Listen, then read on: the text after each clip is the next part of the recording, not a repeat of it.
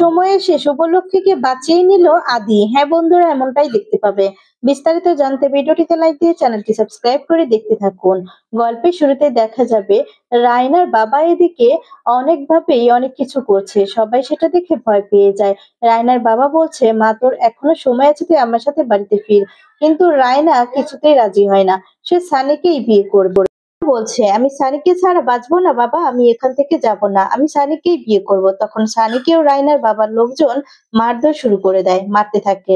আর তখনই এদিকে সেই মেয়েটি বলছে, তুমি কিছু করো, কিছু করো, আমি যাব না। আর তখনই দেখা যাবে এদিকে সেই বস্তির লোকেরা বলছে যে ওরা বললেই হলো নাকি, আমি কিন্তু সোশ্যাল মিডিয়ায় এই ভিডিওটা করব, করে কিন্তু ছেড়ে দিব। আমার না অনেক ফলোয়ার্স রয়েছে, এরপর যদি ফলোয়ার্সরা দেখে তখন কিন্তু নিজেরা বিপদে পড়ে যাবে। দেখা যায় বলতে থাকে, ভয় দেখানো হচ্ছে, আমরা কিছুতেই ভয় পাই না। আর তখন বলছি, শুভদি তুমি একটা কাজ করো, তুমি যা করার করো, এরপর কিন্তু আমি সোশ্যাল মিডিয়ায় ছেড়ে দিব। তখন আরেকজন বলছে, এই তোর মাথাটা কি নষ্ট হয়ে গেছে, এরা জানিস কতটা ওদের ক্ষমতা। আর তখনই দেখা যাবে ছেলের মা, মানে সানির মা বলছে, মা তখন বলছে যে আমার ছেলের কি দোষ এখানে, আমার ছেলের তো কোনো দোষ নেই, যা দোষ করেছে এই মেয়ে দোষ করেছে।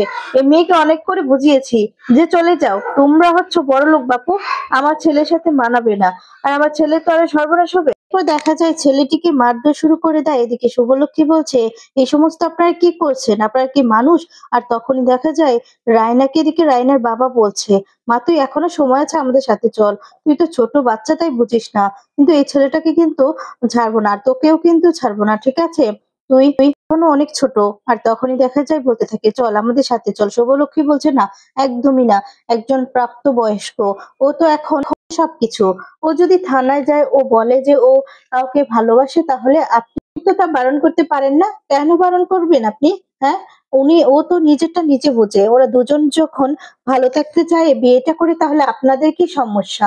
আর তখনই দেখা যাবে সেই গুরুদেব বলতে থাকে যে, মা তুমি এখনো অনেক ছোট, তাই বলছি, তুমি যা অন্যায় করেছো তার শাস্তি তো তুমি পাবেই, কিন্তু তুমি চলো, এখনো সময় আছে, আমাদের সাথে তুমি চলো। দেখা যায় সেই গুরুদেব বলতে থাকে যে, তুমি যেই অন্যায় করেছো তোমাকে তো সেই শাস্তি পেতেই হবে মা। আর তখন বলছে শুভলক্ষ্মী, যে কি বলছেন আপনি, একটা অ্যাডাল্ট মেয়ে, ও তো নিজের বুঝ নিজে বুঝে, তাই না? তাহলে ওকে এই সমস্ত বলার কে আপনি? আর তখন বলে, দেশে আইন আছে, যতই গুরুদেব যতই নিয়ম কানুন দেখ না কেন, তাতে কিছুই হবে না, দেশে তো আইন আছে, আইনের উপর কি আপনি যেতে পারবেন? আর তখন বলে, আমি কি করতে পারি কি করতে পারি না তুমি সেটা বুঝবে না। আর তখন বলছে যে, আমি আমার কথাতে বড় বড় মানুষরা, তাদেরকে বলি উঠতে তারা উঠে, আর যদি বলি বসতে তাহলে তারা বসে। আর তখন আরো বলতে থাকে, বলছি, আমি যা বলছি তাই করো। আর তখনই তার বাবা ও রাগারাগি করতে থাকে। এরপর গুরুদেব তাকিয়ে থাকে, আর তখন এমন এমন শাসাতে থাকে। এরপর তো দেখা যায় বস্তির লোকেরা খুব বেশি ভয় পেয়ে যায়। শুভলক্ষ্মী তখন বলে, আমাকে এই সমস্ত বলে কিচ্ছু লাভ হবে না, আপনি হয়তো জানেন না যে আমি কতটা ডেঞ্জারাস হতে পারি। আর তখনই দেখা যাবে এখানে থাকা বস্তির মেয়েটি বলছে, হ্যাঁ আমিও কিন্তু ভিডিও রেকর্ড করে একদম লাইভ লাইভ ভিডিও করে ছেড়ে দিব, ঠিক আছে? দেখা যায় কমলির বয়ফ্রেন্ড সেখানে চলে আসে, আর বলে, আমি চলে এসেছি, আর কোনো সমস্যা নেই, এই বলে নানান কথা বলছে। আর তখন এদিকে শুভলক্ষ্মী বলছে, বিয়েটা বিয়েটা তো হবেই। আর তখন পুরোহিত মশাইকে বিয়েটা করাতে বললে পুরোহিত মশাইকে তখন ভয় দেখায়।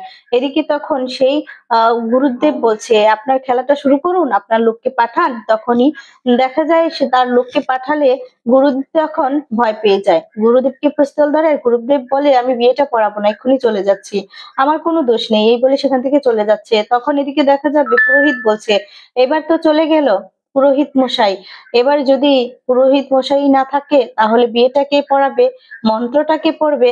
আর তখনই দেখা যাবে শুভলক্ষ্মী বলছে, আপনার হয়তোবা ধারণা নেই, আপনার হয়তোবা ধারণা নেই যে এই শুভলক্ষ্মীকে আপনি চিনতে পারেননি। বুঝতে পেরেছেন তো এই শুভলক্ষ্মী কি করতে পারে? এই শুভলক্ষ্মী না বিয়েটাও পড়াতে পারে, ঠিক আছে?